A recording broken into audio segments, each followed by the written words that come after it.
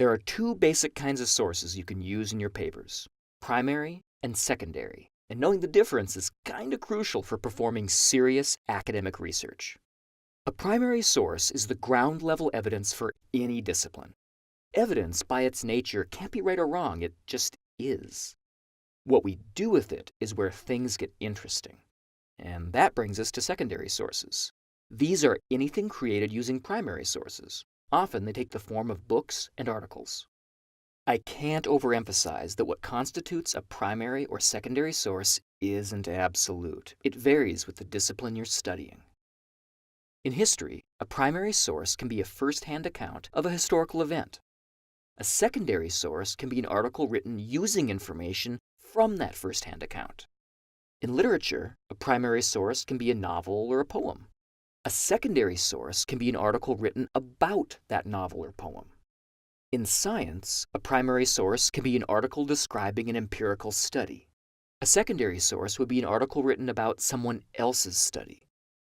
Seems straightforward, but watch out. Whether a source is primary or secondary depends on the information it contains and how you're going to use it. Like this fish, which can be a pet or dinner. Let's focus on primary sources, which are the ground-level evidence for any discipline. So what exactly makes something a primary source? Take an example from history. The Ukrainian terror famine, the Soviet persecution of Ukrainian farmers who opposed collectivization, resulting in as many as 5 million deaths. It wouldn't be safe or, possible to travel in time back to the 1930s to study it in person, so we have to rely on the best evidence available, like these letters, which contain some of the only known first-hand accounts.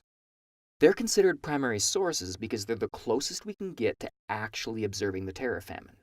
Now let's talk secondary sources, which are anything created using primary sources. Secondary sources are typically articles or books written by scholars who've examined primary sources. Say a scholar is interested in the origin of the terror famine.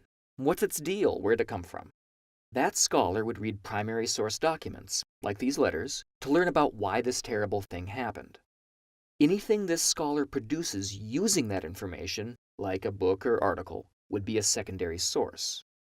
Great, but I said that whether a source is primary or secondary depends on the information it contains and how you're going to use it. Check it out. This is a diagram of primary and secondary sources in relation to the terror famine. The historical event produces first-hand accounts, examined by a scholar, who produces books and articles. Now, let's say the scholar is also a famous politician, and you want to study him instead. When the focus shifts to the scholar, the secondary sources produced by that scholar become primary sources, because they can be used as evidence for the thing we're studying, which is the person who wrote them. So, are primary sources just plain better than secondary sources? Not necessarily. Consider this. Imagine a scholar is really clever and puts a huge amount of effort into analyzing primary sources and combines everything into a cohesive, insightful article analyzing the terror famine, tracing its origin and repercussions. Even if we have access to the same primary sources and could read the languages they're written in, that article could save us the time it would take to figure out the entire historical event on our own, and might even supply some insights that we might not have come up with. The point is, primary and secondary sources aren't in competition. It's more like a friendly conversation that produces new knowledge.